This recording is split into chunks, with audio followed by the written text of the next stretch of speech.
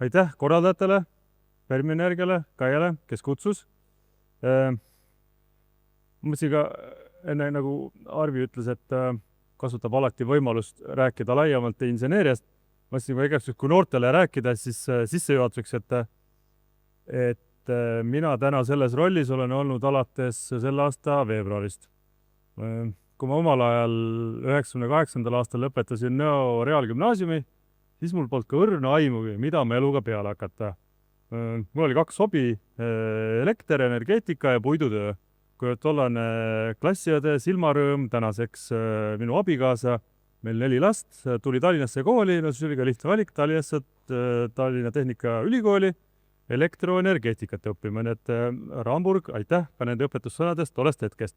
Küll aga tulime Tallinnasse küll, aga siis nagu noorel inimesel, 18 aastat olime siis vanust. Tööisu oli, rahaisu oli, hea eluisu oli. Aasta, poolteist käisin korralikult koolis ja siis läks elu teist teed pidi. Aga kooli ma ei jätnud. Väga tänuväärne, senimaani tänulik südamest tollasele dekaanile härra Baltinile, kes ma ikka iga semester püüdsin ühe aine vähemalt ära, vähemalt ühe aine. Muidugi ma lubasin talle, et kõik teen ära. Ta leidis mul alati semestri lõpus või järgmise semestri alguses lahenduse. Anevajam. Nüüd on siuke võimalus. Nüüd tuleb tasulises olla. Kuni 2007. aastani, kui ta ütles, tead Anepaja, see on viimane kord, kui ma saan sind aidata ja sellest kevadest ma sind enam aidata ei saa, sest et 4-aastane bakalaurus lõpeb ära ja siis on kõik. Siis kustuvad ained ära. Selleks hetkeks ma olin juba, kuivõrd algusaastatel ma töötasin ka Eesti Energias, siis elektrifirmas, aga kuivõrd tolla 2000 alguses oli ainult Eesti Energia, trafod, elektriliinid, põlevkivi, ei olnud ei akusid, ei päikest, ei tuult, see oli iga valdkond minu jaoks. Ja siis ma läksin ära, oli müük ja turundus ja tehnoloogia ja IT, palju ägedam. Aga kooli ma jätud ja siis 2007. aasta kevadel mul oli jäänud 2 ainet ja lõputöö. Üks neist ainetest oli füüsika 2, mis on esimese kursusaine, ma teist ei mäleta. Ja siis oli vaja lõputöö välja mõelda ja mul ei tulnud mitte ühtegi paremat mõtet, kui kirjutada lõputöö, bakalaureuse lõputöö teemal tuumaelektrijaama võimalikkusest Eestis 2007. aastal. Tollel hetkel kirjutati esimest tuumaseadust, siis oli koostöö Balti ühise jaama nimel, kirjutati esimest tuumaseadust. Ja siis mina kargasin korraks koolipinki sisse, tegelikult see oli jumala põnev protsessi kirjutamine. Lõpetasin ära ka, sain oma olmekese kätte. Sinna paika see oli ka 2007, kui ma lõpetasin ära, kui ma selle ära lõpetasin, Valtnus, kuule tead, vaata, nüüd sa said baka kätte, et meil siin esimese sats läheb nüüd Eesti Energia stipendiumiga Rootsi Stockholmi ülikooli seda tuumateaduse magistrisse õppima. Lara Valtin, sügav lugupidamise juures, tead, ma korraks austusest sinu vastu lõpetasin kooli ära ja nüüd ma lähen oma teed edasi. Siis sellel aastal ma sain teada, et Kaspar oli üks nendest, kes tollel ajal sinna läks õppima ja nüüd on doktorjärg. Ehk et ja kuivõrd minu 2 vanemat poega, üks lõpetab gümnaasiumi, teine läks ülikooli, ehk et ma olen kõrvalt näinud, kuidas noored teevad oma valikuid, kas nad teavad, ei tea. Ja lihtsalt see on see koht, kus ma nagu tahtsin ära rääkida selle, mis oli see algus. Ja siis eelmisel aasta oli selline vaheaasta, eelneval paaril aastal üritasin Rootsi elektripäikesepaneelide salvestusbuumist osa saada. Ei tulnud välja, läks tervis rikki.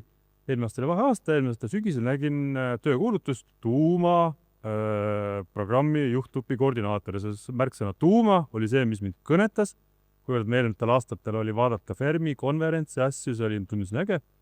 Et lihtsalt nagu, mis ma tahtsin öelda, et punktid teid mind tagasi siia. Et kui te ei tea, mida täna teha eluga, siis või kelle elu selle paika paneb. Aga nüüd, sissejuhatuseks oli hea küll, et eelmisel sügisel nägin kuulutust, kandideerisin, nüüd ma olen 8 kuud olnud teemas. Ma olen endale öelnud, et mul on 2 kõrva kuulamiseks, 2 silma vaatamiseks või nägemiseks, 1 suu küsimuseks, et nüüd peale 8 kuud ma olen natukene valmis ka selle suuga rääkima. Ehk et tuumaenergiat 2007-2009 oli esimene buum ja nüüd siis, kui ma tulin siia sellesse ametisse, siis minu sügavaks esiteks, miks Eestis üldse tuumaenergiat kaalutakse, on Eesti Energia eesmärgid. Need on välja võetud ka siis ENMAK-ist, millest siin enne juttu oli, sellest rohkem ei taastu. Ja ka miks tuumaenergia on saanud võimalikku, sest et tollel hetkel, kui ma seda tegin, siis olid ainult 1000+ reaktorid käepärast. Nüüd on ka olemas need väiksed reaktorid, mis sobivad Eesti elektrivõrku ja eriti meie saartalituse olukorda. Nii et ühesõnaga ka tänu Fermi Energia aktiivsusele on ka riik võtnud selle protsessi ajada. Minu suureks üllatuseks meil on ka riigi poole peal väga palju fänne ja pädevaid inimesi, kes on eelnevad 5 aastat seda valdkonda aktiivselt ajanud ja me riigi poole pealt ei aeta, ilmselt ka Fermi poole pealt ei aeta seda süsteemi, ei mõelnud ise mingisugust tegevust välja, tegevuskava, vaid tegelikult on Rahvusvahelise Aatomienergia Agentuuri poolt väga hea ja detailne teekaart ette antud, mille järgi minna ja üks riik saaks kasutusele võtta tuumaenergia. See on jagatud 3 etapiliseks. Esimene etapp oligi siis aastal 2020, kui riigi valitsus lõi tuumaenergia töögrupi, mis tegi eeltöö ära, ehk et kas Eestis on üldse kohta, kuhu tuumajaama teha ja kas julgeolekukaalutlustel seda teha. Lõppraport valmis 2023, 2024 Vabariigi Valitsus tegi otsuse, jätkame seadusloomega ja ettevalmistustega tuumaenergia kasutusele võtuks. Et me oleme, ütleme, tinglikult oleme selle punase jupi koha peal ja teine faas ja kolmas faas. Ja nii selle esimeses faasis oli 19 sellist infrastruktuuri valdkonna punkti, mis käidi läbi ja analüüsiti, kas meil on eeldused olemas. Nüüd teises faasis me jätkame täpselt nende samade punktide siis täiustamist ja nõuetele vastavusse viimiseks ja eelduste loomiseks. Ehk et meil ei ole oma loomingut, vaid on tegelikult väga hea tegevuskava, mida järgida.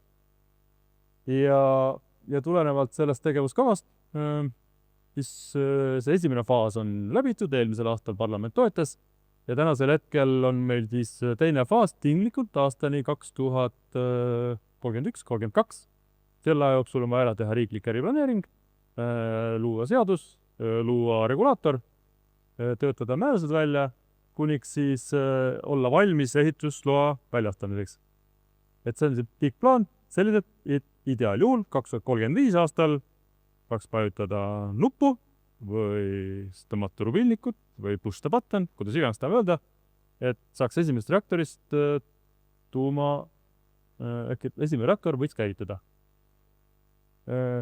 Tänasel hetkel meie jaoks riigi poole pealt on kõige olulisem tuumaenergia ohutuse seadus. See oleks kogu projekti osa, programmi osa aluseks. Ehk et ilma selleta muud ettevalmistustegevused ei saa edasi minna. Ja selleks, et riigi poole pealt asjad liiguksid, on loodud tuumaenergia, see on loodud tuumaenergia juhtrühm, ingliskeelse nimetusega NEPIO ehk Nuclear Energy Program Implementation Organization. See on ministeeriumide ülene juhtivametnike töögrupp, kus on ka Keskkonnaamet ja Tehnilise Järelevalve Amet kaasatud.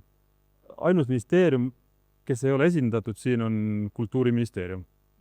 Lihtsalt mõttega, et ilmselt seal rahvatantsu teha ei saa. Küll aga hollandlased on näidanud, et tuumajaamu saab edukalt värvida vastava sõnumiga, et võib-olla peaks plaanima, ei tea.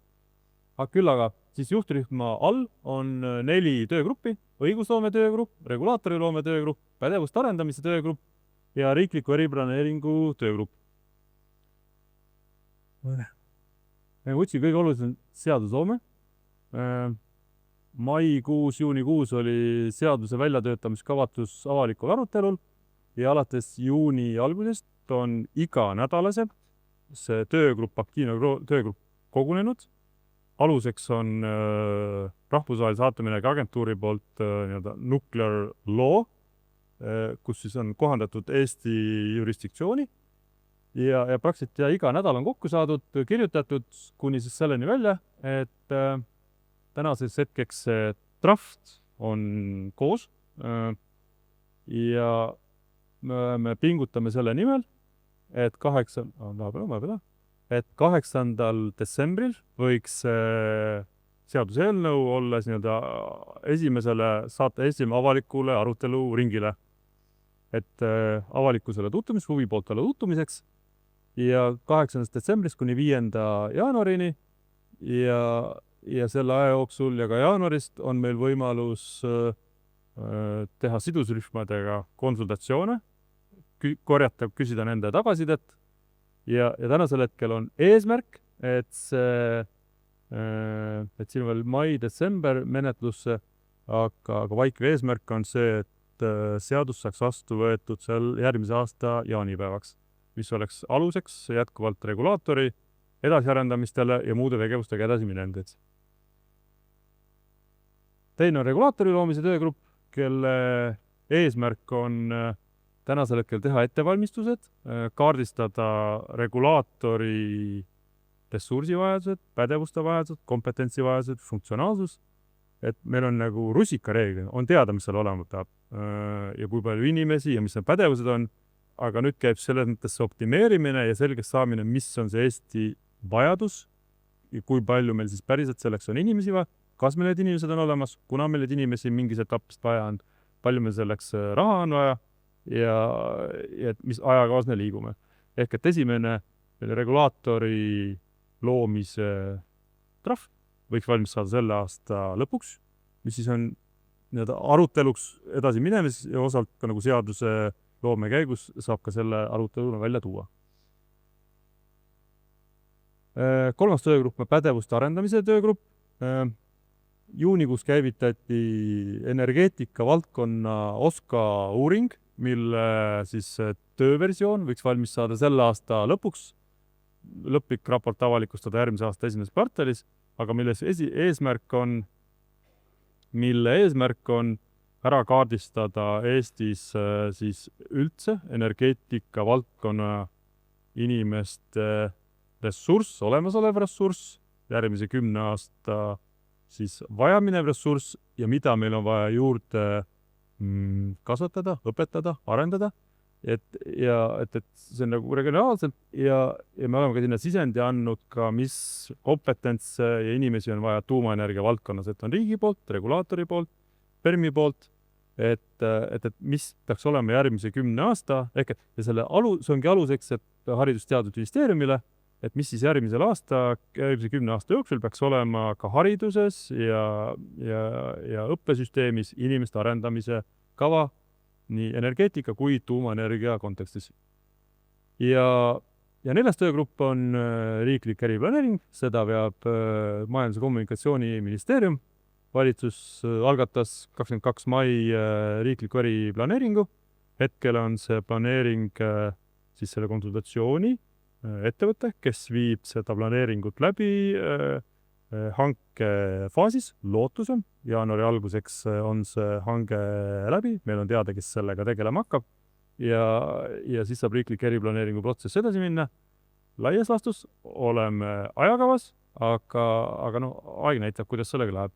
Ja riiklik eriplaneering on tagatud 2 etappi, et esimeses etapis, et kui praegust on 2 piirkonnas, Kundas ja selle Viru-Nigulas ja Lüganuse vallas on need kohad, siis 2 aasta pärast võiks olla selge, kus see konkreetne asukoht on ja 2029 võiks olla ka teine etapp läbi ja teada, kuhu see jaam võiks tekkida. PERMi Energia on välja valinud tehnoloogia juba 2022. Riiklikult tehnoloogia detaile läbi ei ole käidud, sellega hakkab tegelema regulaator, küll aga julgeoleku aspektist see läbi käidud, et selline tehnoloogia üldse julgeoleku kaalutlustel Eestisse võiks sobida. See töö on tehtud et see on see, mille pealt saab ka riik edasi minna ja ka see tänasel hetkel on ka see riiklikus eriplaneeringus konkreetne tehnoloogia sees, mille alusel tehakse siis vastavad tööd ja see on ka meile riigi poolt üheks aluseks regulaatori ja ohutusnõuete loomiseks, et me ei pea, ehkki töö käib tehnoloogia neutraalselt, siis ikkagi konkreetne tehnoloogia annab meile teatud fookuse, et saab efektiivselt ja optimaalselt luua eeldused, et see jaam saaks tekkida. Me aktiivselt jälgime, kuivõrd selle reaktori kohta ja kõigi SMR-ide kohta on öeldud, et see on tehnoloogia, mida kuskil maailmas veel ei ole töös nähtud, siis, ja eestlased kindlasti ei taha, ei tohiks olla nii-öelda first of the kind, siis ja tänaste seisudega me ei ole ka, ehk et meediast on palju läbi käinud Kanada tuumajaama ehitusprotsess, mida ka Fermi on väga edukalt näidanud oma infopäevadel. Täna on, ütleme, erinevatest infoallikatest on see erinev, kas on 2029, 2030, et augustis Jaapanis Hitachi inimeste, kes küsisin, kuna siis Eestis reaktor tööle läheb, nemad just 2031 või 2030. Aga et see on üks pool, teine on Poola. Poola täna ei ole tuumariik, küll aga neil on paarkümmend aastat olnud reaktor. Aga Poola teeb hetkel väga tugevaid pingutusi selleks, et tuumajaama kasutusele võtta. Poola riik rajab 2 suurt tuumajaama, suurega üle 7 gigavatt-teravatt-tunni aga Poolas on siuke tööstuskortser nagu Orlen, kes soovib asendada oma söejaamad tuumajaamadega ja nende eesmärk on pikas perspektiivis kuni 24 PVRX 300 reaktorit, esimene reaktor võiks käivitada ka 2030 aasta. Meie jaoks on see, ja ilmselt ka nagu Fermi jaoks, on see, et kui nemad selle päriselt käivitavad, siis on teada palju ehitusmaksuma läks, mis on ehituse õppetunnid, kas ta päriselt käima läks, kas päriselt tuleb. Et kui me 2029-30 on asukoht olemas ja ehituslooga hakkame tegelema, siis tegelikult meil on juba referents olemas ja ka Fermi enda jaoks investeerimisotsused, et kas tuleb, ei tule, nii et kindlasti arvestame sellega, et ei ole Poola, ei ole Kanada, ideaalses graafikus ei pruugi ka Eesti olla, küll aga meil on referents olemas, millele toetuda. Mis minu jaoks tuli väga-väga suure üllatusena, et see rahvusvaheline koostöö, rahvusvaheline kogukond, mis eksisteerib selles tuumaenergia valdkonnas.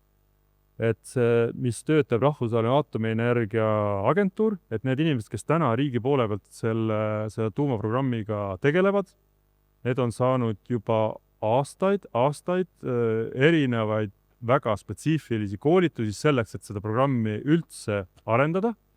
Et sellest on olnud meile väga-väga suur tugi ja läbi nende koolituste rahvusvahelise koostöö, see kontaktvõrgustik on tänasel hetkel üle maailma, kelle käest on võimalik ühte, teist ja kolmandat detaili küsida.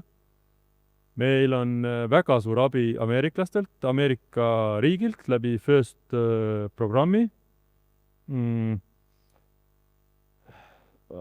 Lisaks selle, konkreetselt, mis on Eesti riigile, lisaks sellele käivitati nüüd sügisel Spring nimeline programm, kus osaleb 13 peamiselt Ida-Euroopa riiki, kes kõik erinevas arenguetapis, aga tahavad tuumaenergiat kasutusele võtta, ehk et keskendutakse SMR-idele ja ehkki ametlikult tuleb öelda, et see on tehnoloogia neutraalne, siis on väga tugevas fookuses seesama PVRX 300, ehk et millise ressursse, kompetents on selle ehitamiseks vaja, millist saab koostööd teha.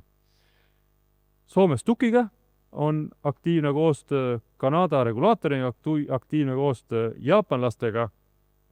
Mul ise oli võimalus olla 3 nädalat augustis Jaapanis Nuclear Energy Management Schoolis õppida, kuidas seal käib. Nädal tagasi tuli nüüd 3. aasta 10-liikmeline Eesti delegatsioon, kellel oli võimalus ka külastada Jaapanis tuumajaamu ja näha ja tunda ja katsuda, et see tuumaenergeetika, tuumajaam ei ole mitte midagi ohtlikku selles mõttes, mis on see ettekujutus täna olnud. Prantslastega on aktiivne koostöö, poolakatega on koostöö käivitamine regulaatorite tasemel, et järgmise nädala alguses Eesti regulaatori projektgrupist inimesed lähevad Poola selleks, et aru saada ja poolakad väga lahkesti valmis jagama tarkusi, mida nad viimase 2-3 aasta jooksul on ära teinud ja missuguseid vigu eestlased võiksid vältida selleks, et jõuda ka selle punkti, kus nemad täna on. Ja Rootsi regulaatorite ametnike tasemel on näidatud huvi üles koostöö käivitamiseks.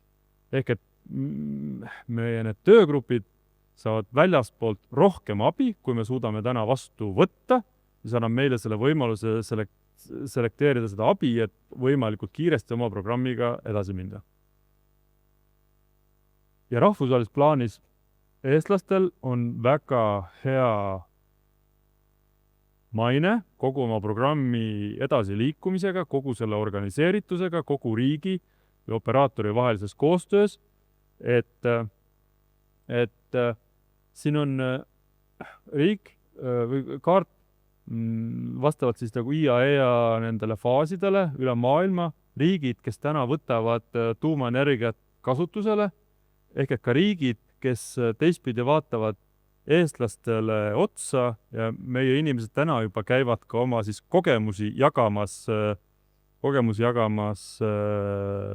nii Aafrika mandril kui Aasia poole peal, et kuidas me oleme nii kiiresti edasi jõudnud, kuidas meil oli võimalik esimene etapp siis päriselt 2-3 aastaga ära teha, võrreldes sellega, et nii mõnigi riik teeb seda juba 10+ aastat.